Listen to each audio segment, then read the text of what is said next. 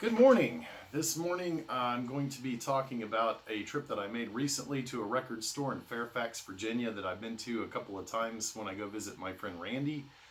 We like to stop in there and see what the gentleman has. The store is called RTX, which stands for Record and Tape Exchange, or RTX Records. It's right next to a Trader Joe's in a little shopping center.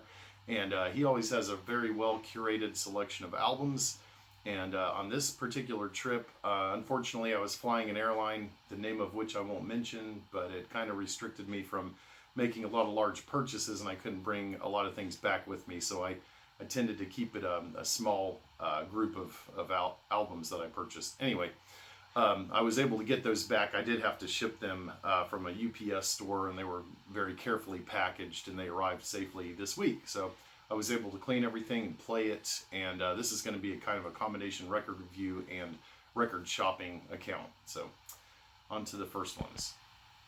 Okay, the first selection here is a CD by Laetitia Sadier. It's the only CD that I bought.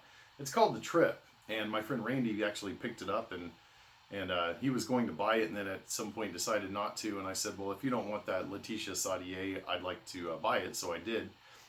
When I got home, I played it twice immediately, and then I think a little while later I played it a third time, really just kind of letting it soak in. So for those of you who don't know, she was in the band Stereolab, and she's kind of the voice of Stereolab. So if you like their music, the style is very similar to that. But then on the other hand, she does a few more experimental things, and I like this CD quite a bit. So it's from 2009. It's called The Trip. I would definitely recommend this, especially if you enjoy Stereolab and Space Age Lounge Exotica type music.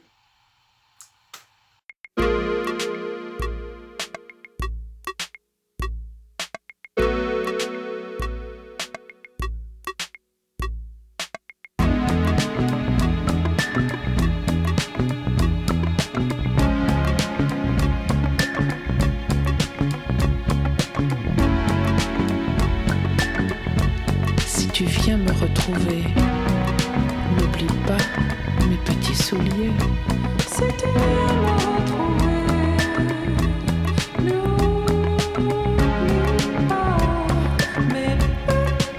n'oublie pas mes petits souliers.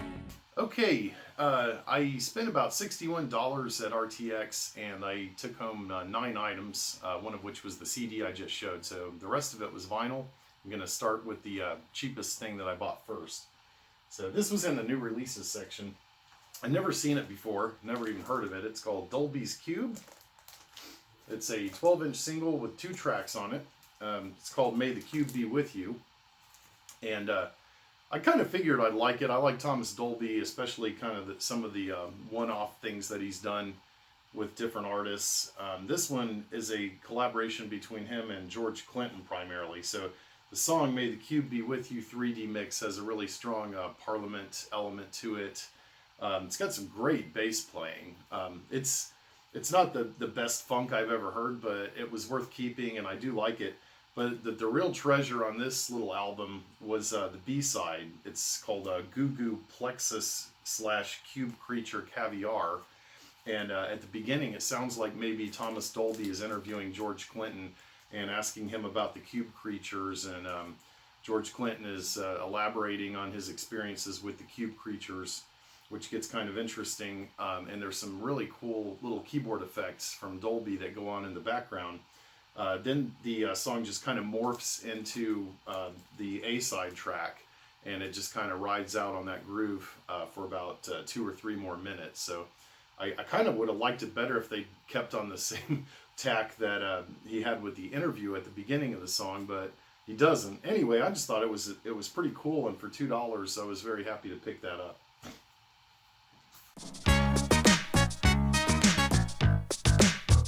To ever imagine that is to belittle it, and it's forever growing. I mean, How big is it now, would you say? Well, by the time I answered your question, I would be lying, because it would be bigger already.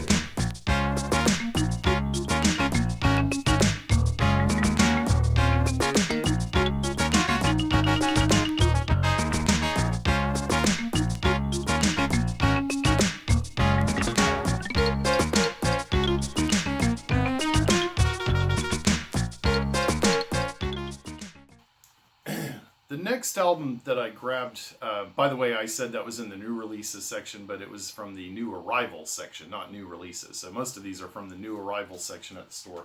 So the next one that I picked up is an album by Caldera, and it is called Dreamer, and it's got a really nice textured cover with a Don Quixote figure here, just kind of lightly drawn on the front.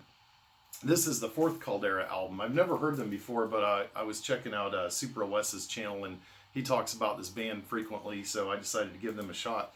And I liked this music quite a bit. I was really, really impressed with it. Took quite a few notes on it, so a lot of times I just annotate, my listening sessions. Some of the things I said on here, the last track, especially on side 2, smoking track, lots of great solo passages, almost insane levels of technical competence, especially percussion. So it reminded me a bit of 70s and 80s era fusion, really, really highly technical fusion like Return to Forever, Al Di Meola, etc. But with more of a Latin flavor to it. Maybe a little bit reminded me of Malo too, Jorge Santana's band. So anyway, this is great. I highly urge anybody to pick up a copy of this. I don't think you'll be disappointed. And thanks to SupraWes for turning me on to this band.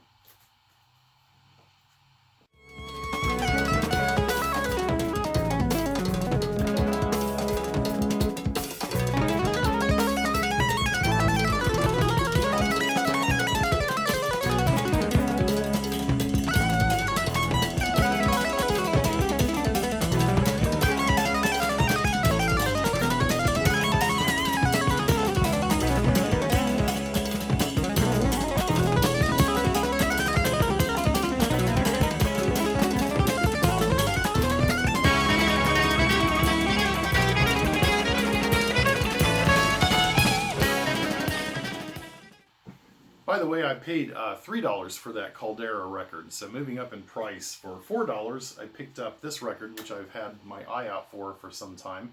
It's The Colors of Chloe by Eberhard Weber on ECM. It's on the green ECM label. He's a bass player and a cellist, and this record is from 1973, and it is very interesting. I liked side 2 better than side 1, but I did enjoy both sides of it. Side 1 is a kind of a arrangement of suites of songs. It kind of flows in from classical string-driven passages to more typical ECM type jazz music, back and forth. But it all sounds like it's really well thought out and well put together. So kudos to Mr. Weber. Then the B-side starts out with these sort of piano figures that sound a bit like Steve Reich, I guess you could say, or Terry Riley, which I liked a lot. It's really driving music, and then it goes into different suites also, but it always comes back to that kind of Steve Reich theme that runs throughout the passage, or throughout the entirety of the track. So side 1 has 4 tracks on it, side 2 is just that one big long piece, which is called No Motion Picture, and I like that one the best out of this. So this was definitely a great pickup for $4. ECM's getting a little bit harder for me to find. Used to be very plentiful and cheap, so I was glad to pick that up. That was a good score. Next up, for $5, I bought a Terry Gibbs record. Terry Gibbs is a vibraphonist from the swing era who has played through pretty much all eras of jazz. In fact, I believe he's in his early 90s, still playing now. I looked up a YouTube video of him not too long ago, and he was in his apartment in New York doing a session, and his vibe sounded just as sharp as I'm sure when he was playing back in the 40s and 50s. So he's a very accomplished vibraphonist. I like the cover on this. This is a sequel. It's called More Vibes on Velvet. So I don't have the original Vibes on Velvet. I think I have it in a digital format. This is on Mercury. Really beautiful album. Had a nice inner sleeve. I like the blue Mercury label. It's got a really, really eye-popping blue, like almost a, I don't know what you call that color, like an international blue monochrome or whatever. Anyway, I did enjoy his vibe soloing on this album, but as a whole, I didn't like the album. I thought it was just a little bit too Lionel Hampton sounding, from that era. So I decided I'm not going to keep this one, and it had a bit of a dull sound. I don't know if it's due to the pressing or, if that's just the way it was recorded, but it just didn't really strike me as a record that I want to keep in my collection permanently, so I'm going to be putting that one in the trade pile. Next up is a Van Halen record. It's my second vinyl Van Halen record, Diver Down. It is I believe, the 5th Van Halen record overall, and this is an early pressing. It's got the "Oh Pretty Woman" hype sticker on it. On the back, it originally sold for $8.98 at Tomorrow Records, wherever that is. This was in great shape. I couldn't believe I got this for $5 in this condition. It's got a nice inner sleeve without a bunch of rips and tears on it. It's on Warner Brothers. Sounds great. Played it at the office yesterday. Love this album. I've never owned a digital or analog copy of it, so this is my first copy, but of course I've heard all the tracks on it. I really like the way this album flows, and it has my favorite Van Halen tracks on it, which is Little Guitars. So there's Little Guitars intro, which is a Spanish style guitar solo by Eddie, and then it goes right into this really cool song that's not really one of the more well-known Van Halen songs, I think, but I like it a lot. And of course the big hits on it, Pretty Woman is great, Where Have All the Good Times Gone. It starts to get a little silly near the end of side 2 when you get into Big Bad Bill, Sweet William Now, and then Happy Trails. But overall, it's kind of a short record.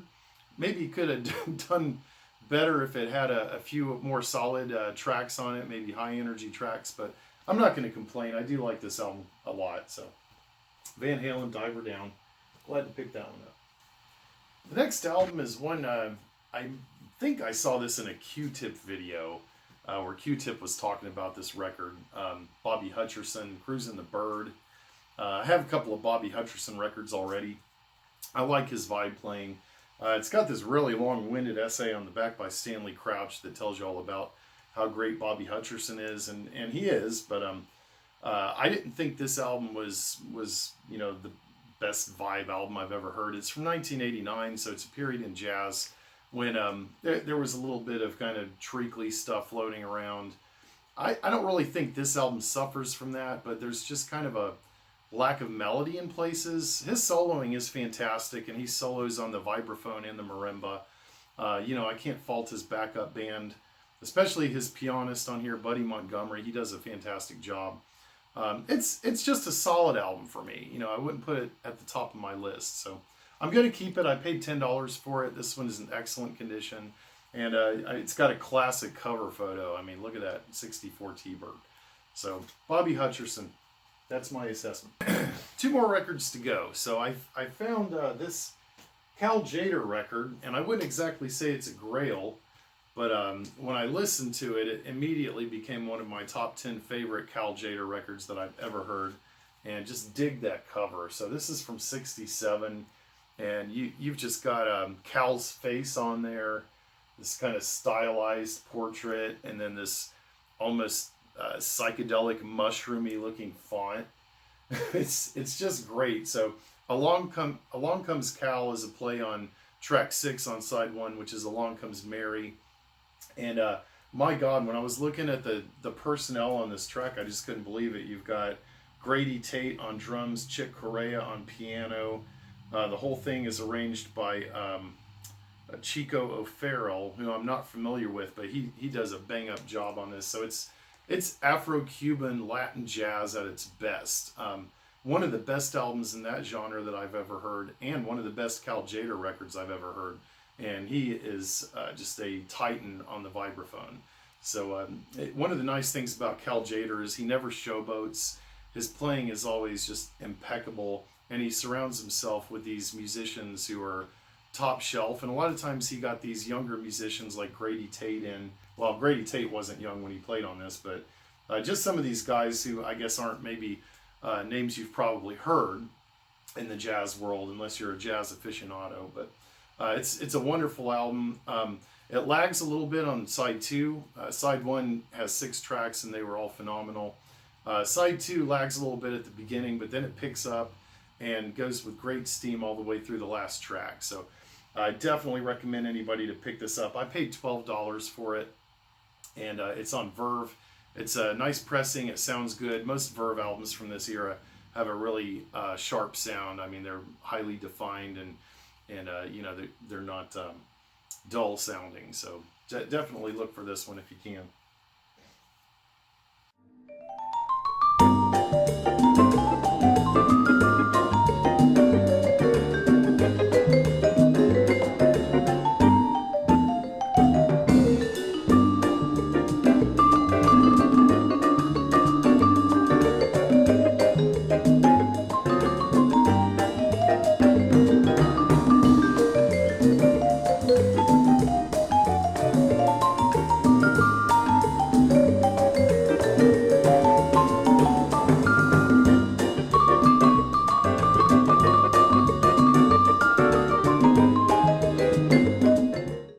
Okay, to wrap up this video, I purchased for $15 at RTX an upgrade copy of OMD's album Crush.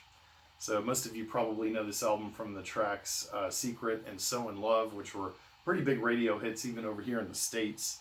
They predate their big Pretty in Pink hit by about a year or so, If You Leave. But there's some really cool stuff on this album, and I like it a lot.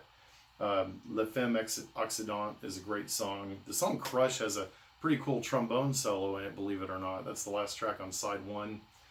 Block, Block, Block name checks James Joyce. That's always cool in my book.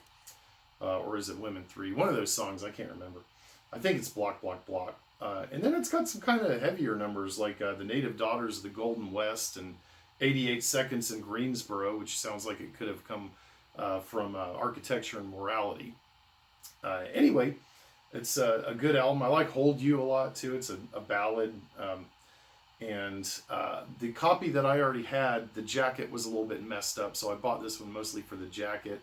Although the disc is in great shape, so I'm just going to put that with the other jacket and sell it, and keep my original vinyl, which is translucent brown. It's an audiophile pressing. And I didn't know that until I was playing this at the office yesterday, so that's kind of a nice bonus. So I have an audiophile copy of this great OMD record that's going to go in the permanent collection. So that does it for RTX Records. I enjoyed shopping there, and I will be going back to that store. And I thank you for watching my video, and hope you have a great week. Thank you.